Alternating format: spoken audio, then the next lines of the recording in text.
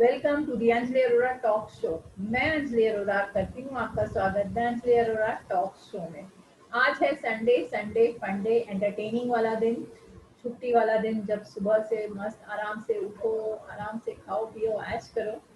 तो फ्रेंड्स, मैं आपको ज़रूर मिलाना चाहूँगी आज के गेस्ट से। जो मैं कहूँ कि आज के गेस्ट को जैसे ही लगता है कि वो जब भी स्क्रीन में आते हैं तो वो हमें सिर्फ एक ही चीज़ देते हैं, वो है एंटरटेनमेंट, एंटरटेनमेंट और सिर्फ एंटरटेनमेंट। जी हाँ, आज के जो हमारे स्पेशल गेस्ट हैं वो हैं मिस्टर राजेश पुरी जी, जिन्होंने 40 साल से हम सब दर्शकों को एंटरटेनमेंट दिया है और इवन उन्होंने 100 से ज़्यादा फिल्में की हुई है, इतने सीरियल किए हुए हैं कि मतलब उनका तो बस नाम ही काफ़ी है।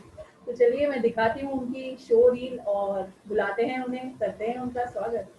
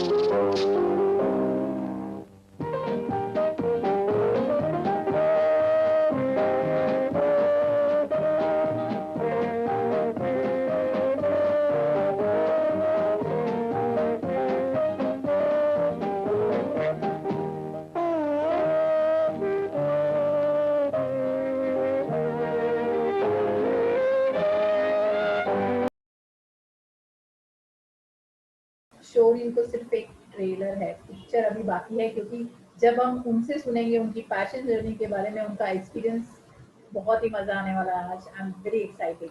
तो चलिए, बहुत सारे लव और बहुत सारे लाइक और बहुत सारे सम्मान के साथ करते हैं उनका स्वागत, जो है मिस्टर राजेश पुरी।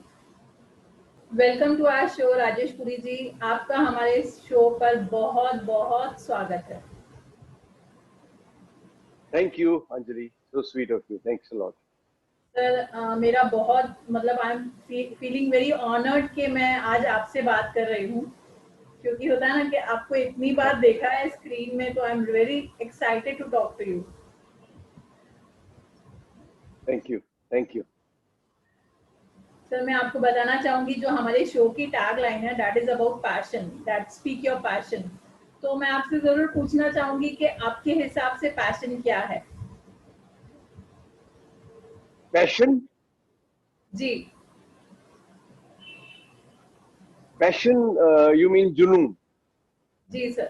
तो ये कोई आज की बात नहीं है और ये किसी एक की बात नहीं है। ये तो भगवान कृष्ण के पहले श्री राम और वो सब से, अगर मैं फिलोसफिकल नहीं होना चाह रहा हूँ, लेकिन जब तक पैशन नहीं होता है ना, तो मीरा भी मीरा नहीं बन सकती है, राम भी रावण पे विजय पाके सीता को वापस नहीं ले सकते। क्या तो ये बात। वहां से शुरुआत है। और हमने जो ये पूरा सफर तय किया है, it is about 45 years in my case that I have been working as an actor. 75 से मैंने दिल्ली में अपना प्रोफेशनल स्टेज करियर शुरू किया था और उसके बाद करते करते आज तक यहाँ पहुंचा हूँ 2021। तो it's almost more than 45 years। तो इतना लंबा स्पैन, और by the grace of God I am still working and happening on the, मतलब अगर आप उस तरह से कहें तो मैं काफी बिजी भी रहता हूँ असाइनमेंट्स में। तो ये सिर्फ पैशन है, क्योंकि आज भी जब मैं काम पे जाता हूँ तो मैं उसी पैशन, उसी लगन और उसी जोश के साथ जाता हूँ जैसे मैं पहली बार शूटिंग करने जा रहा हूँ। ये तो सही बात की आपने सर। जो आपको हम पहले से स्क्रीन पर देखते थे दूरदर्शन के टाइम से अब तक, मतलब ऐसे कुछ लगता ही नहीं है कि ऐसे सिर्फ टाइम चेंज हुआ है, स्क्रीन चेंज हुई है, चैनल चेंज हुआ है, मगर आपका जो एक वे है, एक जो स्टाइल है, एनर्जी है, दैट इज ऑसम। अभी तक वैसा ही लगता है, fresh. Thank you, thank you. क्योंकि क्या है कि हम हमेशा एक चीज मैंने ध्यान में रखी है कि या तो किसी चीज को कमिट मत करो, और अगर जी। किसी प्रोफेशन या किसी असाइनमेंट या किसी काम के लिए आपने अपने को कमिट कर लिया है, तो give your 100%। Don't worry about the result. मैंने कई ऐसे काम किए जो शायद मेरा मन नहीं था करने का, लेकिन फिर भी किन्हीं रीजन की वजह से, एक पर्सनल रिलेशन वजह से मुझे वो करना पड़ा। लेकिन जब मैंने वो उसके लिए हाँ बोल दी, फिर मैंने ये नहीं देखा कि मुझे उसके लिए कितने पैसे मिल रहे हैं या क्या रोल है या मैं ये क्यों कर रहा हूँ। फिर मैंने जी। उसमें पूरी लगन से और पूरे पैशन के साथ वो काम किया। तो इस वजह से कई बार ऐसा हुआ कि जो एक्सपेक्टेड भी नहीं था, उससे ज्यादा मुझे उसके लॉरेंस मिले, उससे ज्यादा तारीफें मिली, और अनएक्सपेक्टेडली वो कई जगह मुझे फायदा भी दे। तो अगर मैं उसमें काम में मन नहीं लगाता या अनमने से करता, मुझे नहीं याद कि मैंने कोई भी काम हाफ हार्टेड किया है। सर, मैं आपसे जरूर ये पूछना चाहूंगी, वैसे तो होता ना कि आपने कहा कि 45 इयर्स आपको इंडस्ट्री में हो गए हैं, मगर मैं जरूर आपसे थोड़ा सा, आप बचपन में कैसे थे, मतलब वो थोड़ा हम जरूर जानना चाहेंगे। Sorry, I couldn't hear you properly. Sir, मतलब आप बचपन में भी आपको क्रेज था एक्टिंग वगैरह का, आप सोचते थे कि मुझे एक्टर बनना है? हाँ, मैं दिल्ली में ही पला बड़ा हूँ और वहीं मैंने ग्रेजुएशन की है।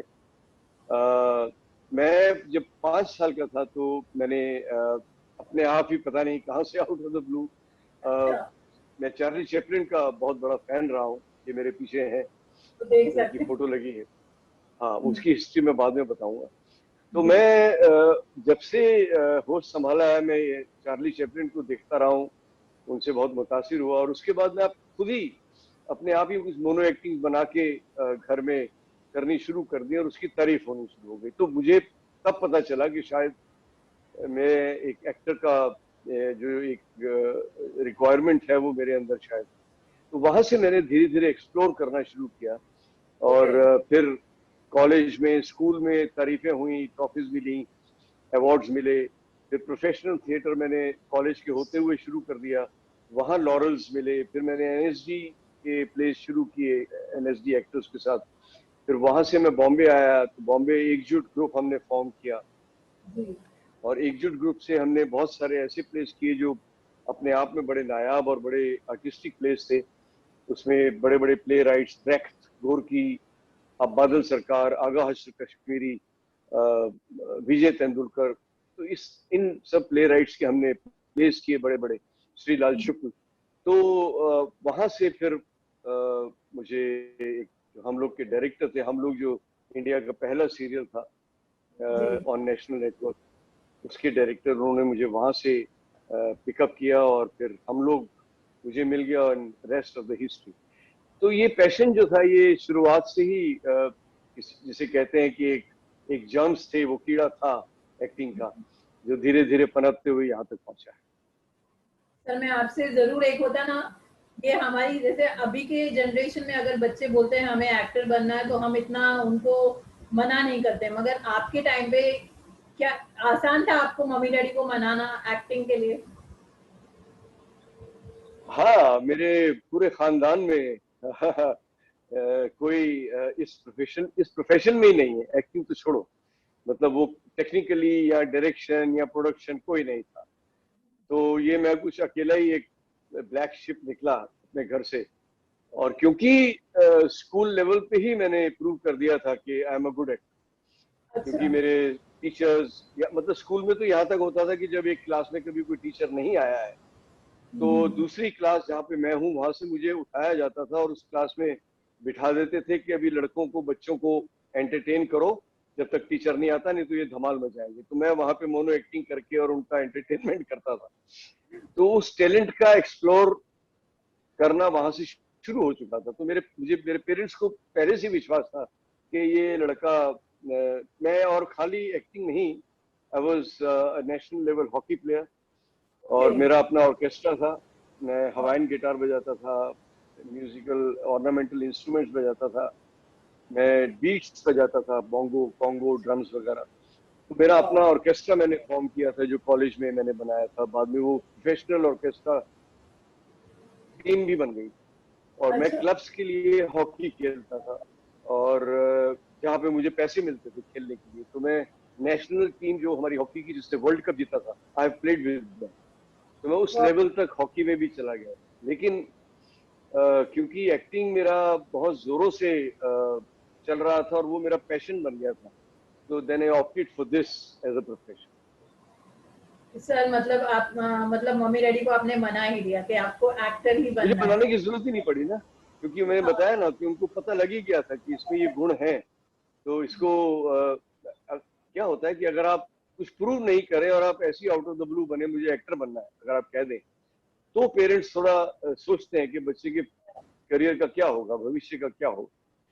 But I have been very practical. मैंने दिल्ली में भी जब एक्टिंग करियर मेरा चल रहा था, आई was a TV star in Delhi already, और टेलीविजन में मेरे बहुत से स्किट्स प्लेज सब आते रहते थे। जी। और दिल्ली की जो सेलिब्रिटी टीम थी, मैं उसका एक हिस्सा था, टेलीविजन एक्टर्स का। तो हम्म, दिल्ली में भी मतलब यूं कहो तो मैंने दिल्ली में भी ऑटोग्राफ देने शुरू कर दिए। मैं ओके। उतना फेमस दिल्ली में ही था जब दिल्ली दूरदर्शन था, it was not a national network. तो मैं I was in a very comfortable zone, और मैं तब भी नौकरी करता था, आई वाज इन सेल्स, और मैं सेल्स की नौकरी करता था, साथ में एक्टिंग करियर करता था, साथ में हॉकी को परस्यू करता था, और ऑर्केस्ट्रा टीम जो थी मेरी वो अलग। तो मैं हम्म, मल्टी टास्किंग में शुरू से रहा हूँ। तो पेरेंट्स को ये विश्वास था कि ये कुछ ना कुछ करेगा, ये एंटरप्राइजिंग लड़का है, ये अपना अपना रास्ता बनाएगा। Even when I all round. Came to Bombay in 81, okay. I never dependent on and on my acting skills, क्योंकि तब पैसा नहीं आता था उतना थिएटर में। हम्म। तो मैंने यहाँ भी सेल्स की नौकरी तब तक की जब तक कि मुझे हम लोग का ब्रेक नहीं मिला।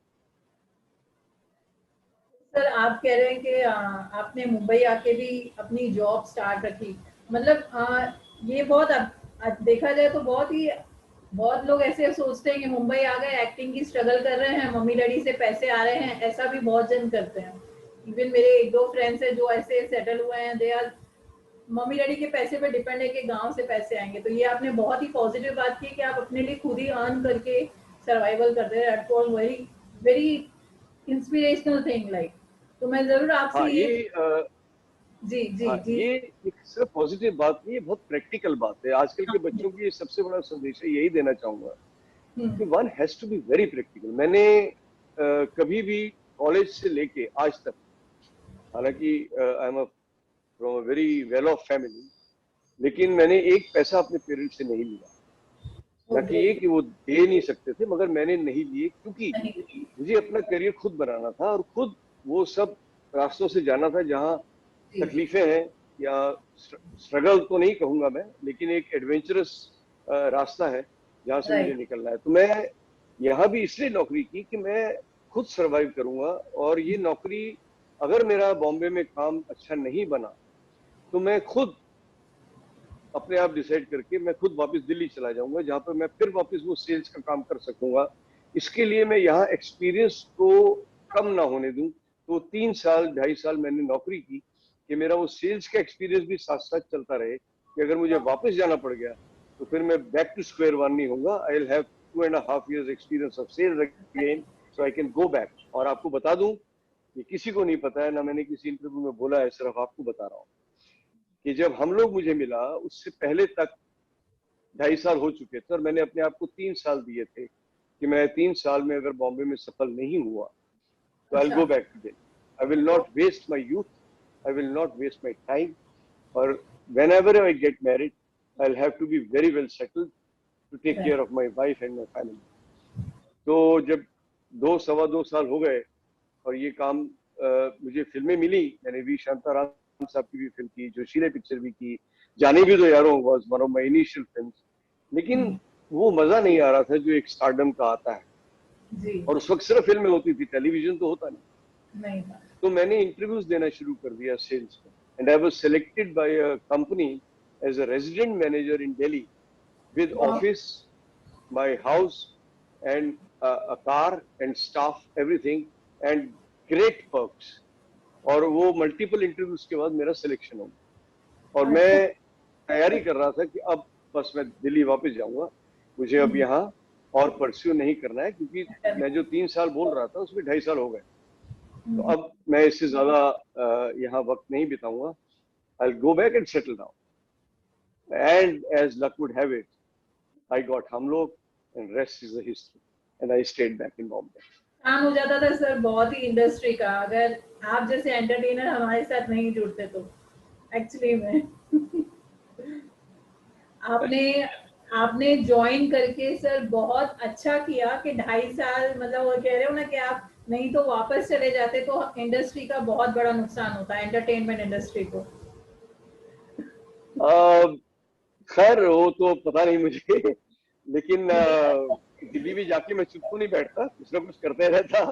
लेकिन ऑफ कोर्स यहाँ जो इस शहर ने मुझे दिया है उसके बाद, वो कहते हैं कि बॉम्बे में मुंबई नगरी ऐसी है, यहाँ हाई टाइड और लो टाइड जो होती है उससे सिंबॉलिकली जोड़ा गया है कि पहले 2 साल जो है वो हाई टाइड रहता है, आपका बड़ा वॉलेटाइल एक्सपीरियंस रहता है when you come to settle down in Bombay, जी। एंड फॉर 2 years आपको वॉलेटिलिटी रहती है और आपको बाहर फेंका जाता है बार बार, like high tide, you go back.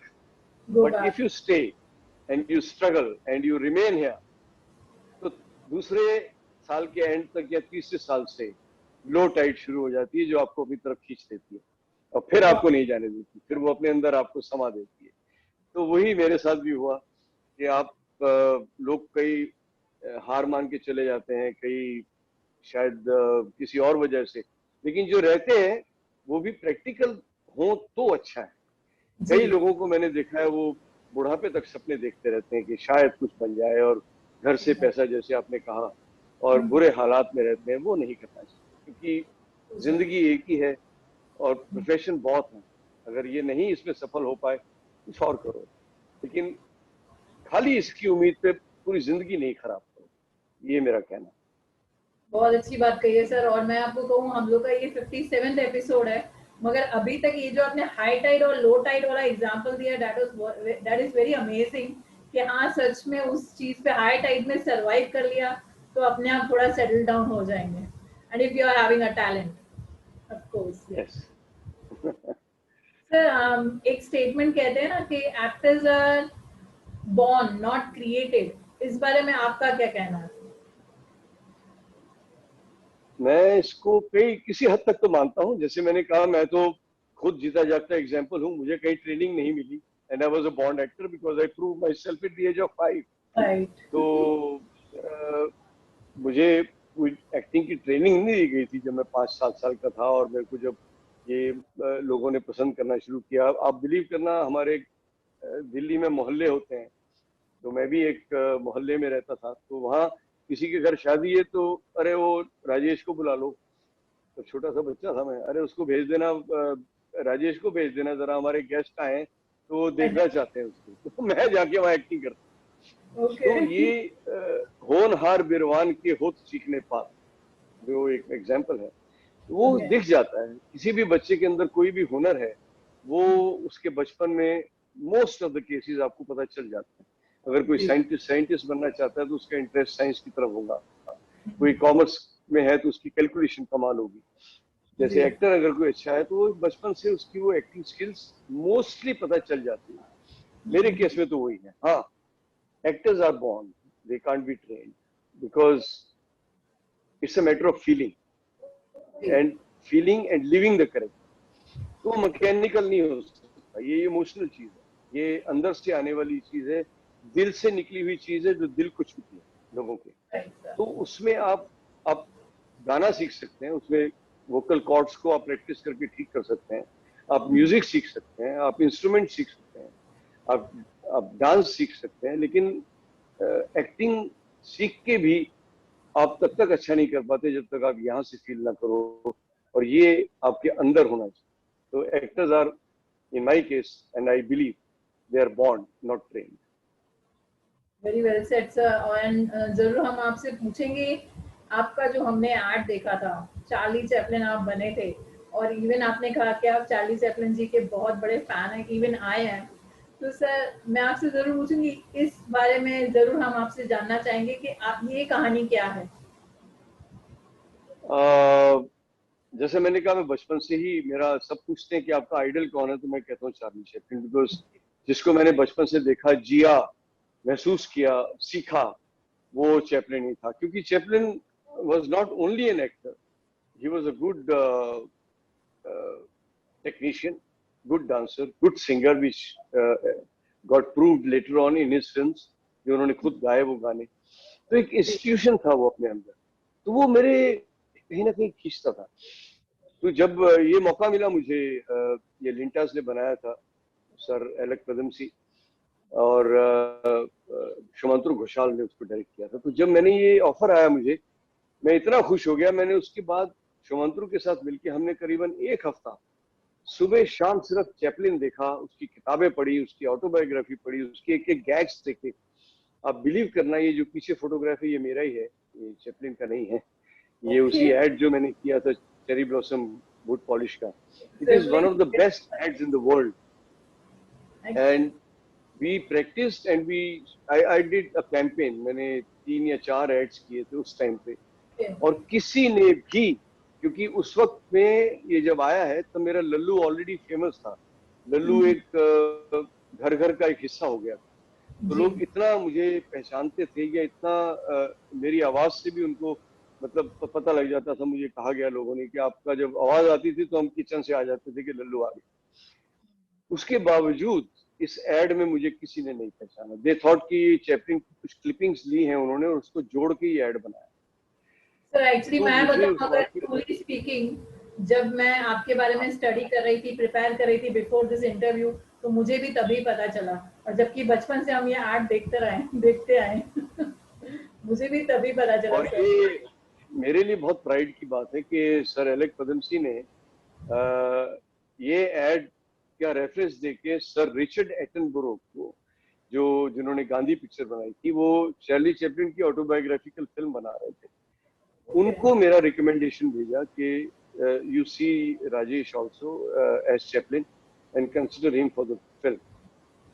Sir Richard Attenborough का मुझे पर्सनल एप्रिसिएशन लेटर आया, जिसमें उन्होंने कहा था कि you look to the T as Chaplin. मैं कहीं भी 1 मिनट का भी डाउट नहीं आया कि ये चैपलिन नहीं है, तुमने इतना अच्छा काम किया है। और वो लेटर मेरे पास आज भी है। तो इतने बड़े डायरेक्टर के साथ, जो हॉलीवुड के सेलिब्रिटी ऑस्कर विनर डायरेक्टर से, अगर मुझे ये कॉम्प्लीमेंट मिलता है, और वो भी चार्ली चैपलिन के लिए, तो आई थिंक मेरे लिए उससे बड़ा कोई अवार्ड और है नहीं। तो है सर, तो ये obviously one of the biggest achievements, I can say that it's in my cap, that feather. Even जैसे चैपलिन सर के एक्सप्रेशन लाना फेस में, इट्स नॉट इजी। तो आपने जैसे कहा कि आप एक हफ्ता उसी में लग गए, तो क्या एक हफ्ता, आप तो बचपन से ही उनके फैन थे, तो आप पहले से ही उनकी कुछ एक्टिंग वगैरह प्रैक्टिस करते थे? बिकॉज उनका एक्सप्रेशन लाना बहुत ही अलग बात है। हाँ, हाँ, मैं मतलब उनकी नकल जरूर करता था, लेकिन मैं उस तरह से नहीं था कि कभी कभार कर लिया। लेकिन जब ये एड का ऑफर आया, then I took it seriously. और फिर हमने बहुत मेहनत की, क्योंकि उनका एक एक हाव भाव उनका। और उसके बाद मैंने एक सीरियल बनाया called mister Funtoosh, okay, which was the I have done few productions also, और मैंने कुछ सीरियल्स बड़े डायरेक्ट भी किए हैं। और with all due respect, Mr. Shami Kapoor also has acted under my direction in my banner. तो उस लेवल तक हमने प्रोडक्शंस, और मैंने करीबन 7 प्रोडक्शन की हैं, और यूटीवी के, सब टीवी के, स्टार प्लस का मैंने सीरियल डायरेक्ट भी किया है। तो मतलब मैं इस तरह से ये कह रहा हूँ कि जब ये ऑफर आया चैपलिन के इसके लिए, तब मैंने मेहनत की, और उस मेहनत के बाद मैंने खुद प्रोडक्शन की। 98 में मेरा ये सीरियल आया था, मिस्टर फंटूश, दूरदर्शन, और बच्चों ने बहुत पसंद किया था। ये इंडिया का पहला साइलेंट सीरियल था on television, which was produced, directed and acted by me. तो मैं आपसे एक पर्सनल सवाल पूछूंगी, अगर आप बुरा ना माने तो। जैसे आप जरूर। चार्ली चैपलिन जी को अपना आइडल मानते थे, जब पहली बार आपने उनका गेटअप लिया, आपने आपको देखा, तो कैसा फील किया? मैं मतलब मुझे विश्वास नहीं हुआ था कि उस वक्त तो ये था कि करना है, तो एक पूरा मतलब फोकस जो था वो परफॉर्मेंस में। और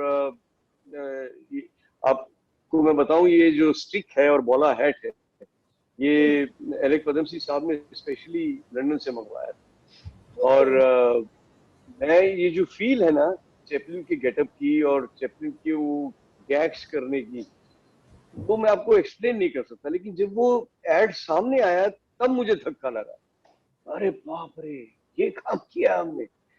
my okay. God, it was, मैं खुद उसको देख के बहुत खुश हुआ था और हैरान हो गया था कि जो उसका आउटपुट आया, which was amazing. Amazing in the sense that it created a history. I am telling you, it's one of the best ads in the world. आज भी उसके बारे में बात की जाती है, जैसे हम लोग के लल्लू के बारे में बात करते हैं लोग।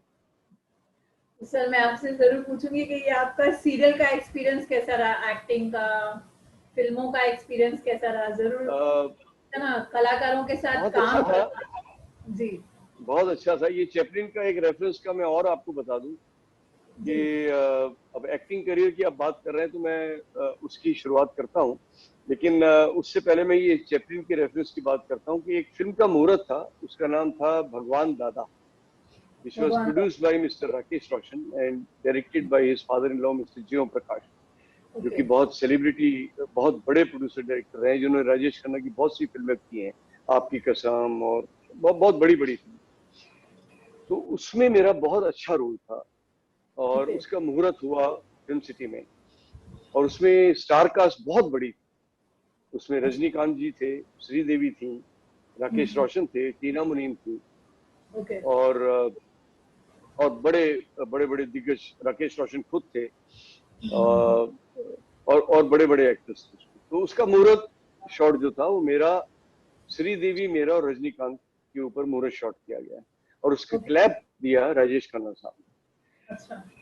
और जब वो मुहूर्त शॉट खत्म हुआ तो पूरी साउथ की industry, because of Sridevi and Rajinikanth, और पूरा Bollywood because of Rajesh Khanna and Om Prakash ji and Rakesh Roshan and all, तो सब आए हुए थे वहां। और उसके बाद वो प्रेस मुझे ने जो रिस्पांस दिया और मुझे मेरे फोटोग्राफ्स और ये सब देखा, तो राजेश खन्ना साहब देख रहे थे। मैं घर आया, I used to do about 4 to 6 shifts a day. मैंने 30 फिल्में 3 महीने में साइन कर दी थी और सारे बड़े बैनर्स। तो मैं बहुत बिजी था, मैं राउंड द क्लॉक काम करता था। तो मुझे घर पे, मैं खाना खा के दूसरी शूटिंग पे जाने वाला था, तो मुझे लैंडलाइन पे फोन आया, तो मोबाइल नहीं होते थे, कि राजेश खन्ना साहब wants to meet you at film okay. City and he wants to have lunch with. Wow.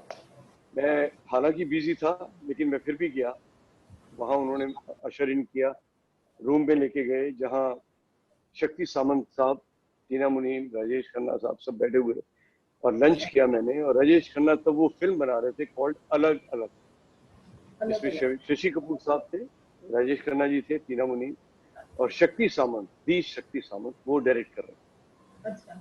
अब वहां राजेश खन्ना साहब ने कहा कि इसको मैंने सुबह देखा है, इसका स्टारडम देखा है, and I we are doing this film अलग अलग, I want him in my film. तो शक्तिदा ने बोला, भी मैं जानता हूँ ये बहुत बड़ा स्टार हो गया है अभी, लेकिन इसके लायक उतना मीटी रोल है नहीं, तो वो हम ऑलरेडी असाइन कर चुके देवेंद्र वर्मा साहब। तो अच्छा। अब इनके लिए तो रोल है नहीं, तो अभी कैसे इनको इनकॉर्पोरेट करें।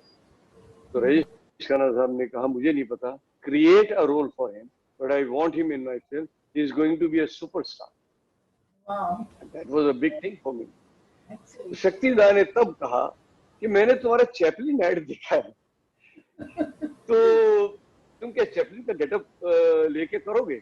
मैं कहा, क्यों नहीं करूंगा, मुझे मुझे तो अच्छा लगेगा। तो they created a role of Bindu ji secretary in a Chaplin getup.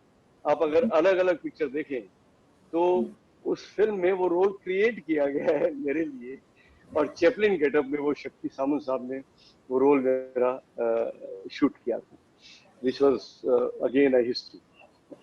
Really you are blessed, मतलब ये बहुत बड़ी बात है एक्चुअली में। हाँ।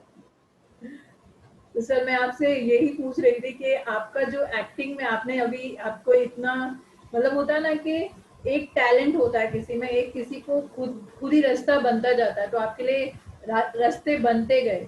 तो दूरदर्शन का आपका एक्सपीरियंस कैसा रहा जब ये लल्लू हाँ, का जो वो मैं आपका उसी कैरेक्टर पे था? आना हाँ, जी एक्सपीरियंस ये है कि रास्ते जैसे आपने कहा बनते चले गए, क्योंकि यहाँ कुछ आप प्लान नहीं कर सकते हैं।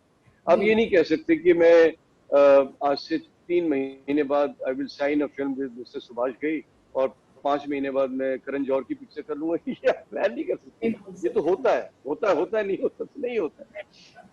तो जब मैंने स्टेज करियर शुरू किया, उसके बाद मैं बॉम्बे आया, तो जैसे मैंने आपको कहा कि क्योंकि ये प्लान्ड करियर नहीं है, इसमें वो ग्रोथ नहीं होती जो किसी नौकरी में या किसी बिजनेस में होती है कि आज एक दुकान खोली, फिर दो बना ली, फिर बड़ा शोरूम बना लिया, ऐसा नहीं है। तो इसीलिए मैंने सेल्स में अपना एक बैकअप रखा था। रखा था। तो ये क्योंकि धीरे धीरे एक्सपीरियंस भी होता गया और धीरे धीरे लोग अच्छे जुड़ते गए फॉर्चुनेटली, और काम की सराहना होती गई, और मेरा पैशन जो था वो या एक्टिंग स्किल वो अच्छी तरह एक्सपोज हो पाया, लोगों तक जी पहुंचा और उन्होंने उसको एक्सेप्ट करके मुझे गले लगाया।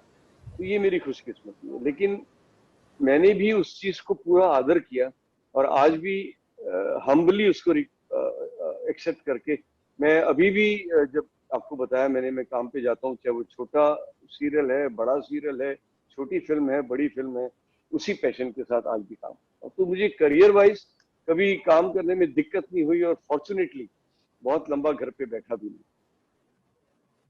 सर ये होता ना कि 2020 में जब हुआ था, कोरोना टाइम आया था, तो आपने किस तरह से स्पेंड किया सर हाँ, लॉकडाउन? मैं उसको एक एक मेरे अंदर थोड़ी सी, मैं कह दूंगा क्वालिटी कह लो आप, कि मेरे अंदर एक्सेप्टेंस ऑफ द फैक्ट बहुत ज्यादा है। I am okay very practical, good. कि सिचुएशन कैसी भी है उसको आप उस वक्त, बजाय इससे उससे लड़ने के या उससे बिला वजह जी आप उससे लड़ना ठीक नहीं है। My father used to say, when there is no solution to a problem, then it is not a problem, then accept it whole hearted, it will be settled on its own. तो मैंने वो चीज गांठ बांध ली है। अगर आपके पास उसका सोल्यूशन नहीं है तो आप उससे लड़ो मत। तो कोविड का भी यही है कि उसका सोल्यूशन नहीं है, तो उससे लड़ने का कोई फायदा नहीं है, उसको एक्सेप्ट कर लो। तो मैंने भी एक्सेप्ट करके घर पे रहा, खूब एक्सरसाइज करते रहे हम लोग, सोशल मीडिया में हम लोग काफी एक्टिव रहे, और फॉर्चुनेटली इस दौरान मुझे कई अवार्ड्स मिल गए, तो उस अवार्ड्स के नशे में हमारा काम होता रहा। पैसे चाहे नहीं मिले, जी लेकिन अवार्ड्स अच्छे खासे मिल गए, तो एक वो एनकरेजमेंट रही। तो रगों में वो एक एक्साइटमेंट रही कि हाँ, मेरे करियर को लेके कुछ हो रहा है। तो हम्म। बाकी ये है कि जैसे ही थोड़ा सा खुला तो मैंने फिर काम किया, और एक सीरियल हमारा अभी भी एयर पे है, संतोषी माँ। ओके मैंने उसमें एक पूरा कैमियो ट्रैक मेरा लंबा चौड़ा था, 3 4 5 महीने का, तो वो मैंने किया। और जैसे ही वो खत्म हुआ, वापस ये प्रॉब्लम शुरू हो गई। तो मैं अभी, मुझे आए हैं ऑफर, पर अभी मैं जा नहीं रहा हूँ, ज्यादा दूर जा नहीं रहा हूँ। मेरे पंजाब में एक शूटिंग थी वेब सीरीज की, वो भी कैंसिल करनी पड़ी। एक मेरा यहाँ पे शूट था एक सीरियल का, वेब सीरीज का, दो ऑफर्स थी, वो दोनों अभी बैक बर्नर पे हैं। सर ये जो स्क्रीन है, जैसे कहते हैं ना, अभी आपने वेब सीरीज की बात की है, तो मैं जरूर आपसे पूछूंगी, बड़े पर्दे से छोटा होता होता अभी वेब सीरीज का जमाना आ गया है, तो इस बारे में आपका क्या ख्याल है sir? That is the future, क्योंकि अब जैसा हालात चल रहे हैं और जैसे ये, I don't know, it's very scary. The prediction is that it will last till about 4 more years and till about 2025. So right. I pray that it's not true. ये गलत साबित हो। लेकिन अगर ये अफवाह है तो अच्छी बात है, लेकिन अगर ये फैक्ट है तो हमारे करियर में तो मेरा ख्याल है वेब सीरीज ही सबसे बड़ा सर्वाइवल है हमारा। जी जी और वैसे जी। भी मेरे ख्याल से आज की जनरेशन जो है वो सब नेट सेवी है, तो हम्म। उनको वो नेट पे ही सब कुछ देखना अच्छा लगता है। तो I think web series is a future of Indian entertainment. Sir बहुत अच्छी अच्छी आपने बातें की हमसे। मैं आपसे जरूर चाहूंगी कि हमारा ये जो शो है, बहुत एस्पायरिंग एक्टर्स देखते हैं जिनको फिल्म स्टार बनना है, यहाँ मुंबई आना है। ऐसे बहुत सारे हमें कॉन्टेक्ट भी मिलते हैं जो हमें बोलते हैं कि आप इनको बुलाइए, हमको इनसे सुनना है। तो जैसे ही हमारे प्रमोशन चालू हो जाते हैं कि ये आ रहे हैं, तो जरूर मैं आपसे कहूंगी कि जो एस्पायरिंग एक्टर्स हैं उनको आप कुछ मैसेज दीजिए, कुछ एक मोटिवेशनल, जो उनको होता है ना एक डिप्रेशन से बाहर आ जाए।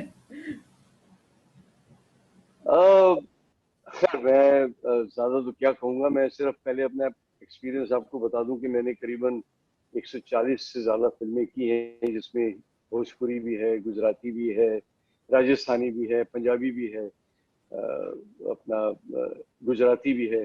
तो और करीबन 100 के ऊपर सीरियल कर लिए हैं, प्लेस करीबन 200 किए हैं, more than 5000 performances on stage, and still I am learning.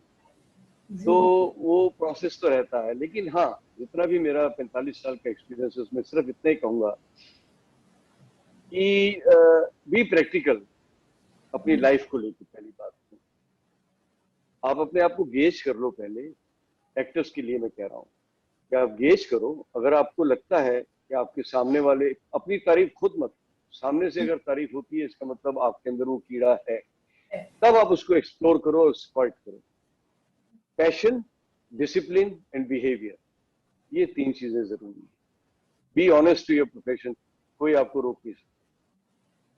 जरूर सर, मैं आपसे ये भी रिक्वेस्ट करूंगी कि आप ऐसी कोई एक्टिंग टिप, जैसे अभी लॉकडाउन है तो घर से ऑडिशंस देते हैं, ऑडिशंस कास्टिंग डायरेक्टर से मिल नहीं पा रहे हैं, सब ऑडिशंस घर से दे रहे हैं, तो आप कुछ एक्टिंग टिप देना चाहेंगे किस तरह से इम्प्रूवमेंट लानी चाहिए अपनी एक्टिंग में?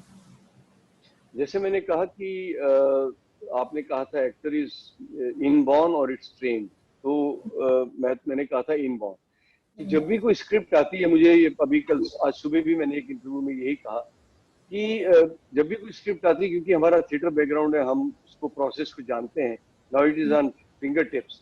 लेकिन ऑडिशन के लिए जो स्क्रिप्ट आती है वो बहुत ब्रीफ होता है, उसका बहुत इलेबोरेटेड नहीं होता। तो just feel the character, okay. उस get into the skin of the character, वो बहुत जरूरी है। जब आप इन नटशेल जब आप एक्टिंग करें तो एक्टिंग नहीं दिखनी चाहिए, वो कैरेक्टर दिखना चाहिए। Correct That's all. Correct. Right. मतलब सर मैं आपसे जरूर ये भी रिक्वेस्ट करूंगी कि अगर आप हमें थोड़ी सी कुछ एक्टिंग या कुछ करके दिखाना चाहेंगे, कुछ एक मैसेज की तरह। अभी अभी तो मैं प्रिपेयर नहीं हूँ, लेकिन कभी मौका मिलेगा तो फिर एक बार हम करेंगे इसके बारे में बात। जी सर। तो क्योंकि एक्टिंग का क्या है कि you need a good script, you need a good mood to do that. तो राइट वो राइट। अभी आजकल तो वैसे ही जो माहौल है वो है ना, जी। ऐसा है कि अभी एक्टिंग थोड़ा बैक बैक स्टेज पे है, बैक बर्नर पे है। तो अभी हम बात करते हैं और इसके बारे में, और अभी कभी लंबी कोई बात होगी तो फिर उसके बारे में I will be prepared for it. जरूर सर, नो प्रॉब्लम। सर मैं आपसे जरूर ये भी पूछूंगी कि आपको हमारे शो पर कैसा लग रहा है? मुझे बहुत अच्छा लग रहा है, क्योंकि मैं नरेंद्र को भी बहुत अच्छी तरह जानता हूँ। He has been my colleague in Ekjut group, और बहुत प्यारा इंसान है। तो उनको भी मैं नमस्ते कहता हूँ, जिनके जरिए मैं आपसे मिला हूँ। जी। एंड आई लव हिम, और मुझे आपसे मिलकर भी बड़ी खुशी हुई है। इस थैंक शो यू। का जो भी आप करेंगे तो उसकी मुझे जरूर क्लिपिंग भेजिएगा। I will love to watch that. जरूर सर, हम जरूर आपको भेजेंगे। और हमें, मैं सच कहूँ तो हम बहुत टाइम से आपका वेट कर रहे थे, और I am feeling very honoured and I am very thankful to you. हमारी पूरी टीम आपकी बहुत बहुत शुक्रगुजार है कि आपने हमारे शो के लिए टाइम निकाला।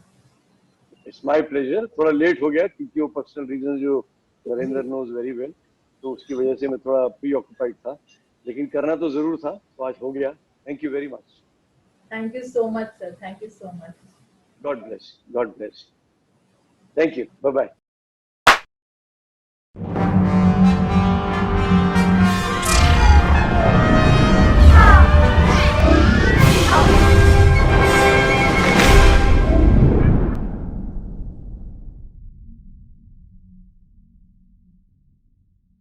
जी मैं जरूर आपसे कहूंगी कि आज आपके हमारे शो पर आने से 4 नहीं 8 चांद लग गए। एक्चुअली में बहुत ही अच्छा लगा आपसे बातें करके, it was really amazing experience. तो फ्रेंड्स चलिए जाती हूँ मैं, और मैं आपसे ज़रूर कहूँगी जाते जाते कि जैसे कि राजेश जी ने कहा कि बी प्रैक्टिकल, ज़्यादा टेंशन नहीं लेने का, स्ट्रेस नहीं लेने का, रोने का नहीं। चिंता विंता चलती रहती है, life is all about challenges and new hopes. तो फ्रेंड्स इसी तरह अपने आप को सेफ रखिए, सुरक्षित रखिए और मास्क यूज़ करिए, जैसे कि हम हमेशा कहते हैं कि अपने आप को सेफ रखना है हमें, अपने लिए नहीं तो अपनों के लिए। और ज़्यादा टेंशन लेने से तो सिर्फ आपको रिंकल्स और डार्क सर्कल्स ही आएंगे, इसलिए खुश रहिए, मस्त रहिए, स्वस्थ रहिए। तो चलिए जाती हूँ मैं, और फिर मिलेंगे हम अगले हफ्ते किसी और पैशनेट गेस्ट के साथ और करेंगे बातें उनकी जिनकी क्या बात है।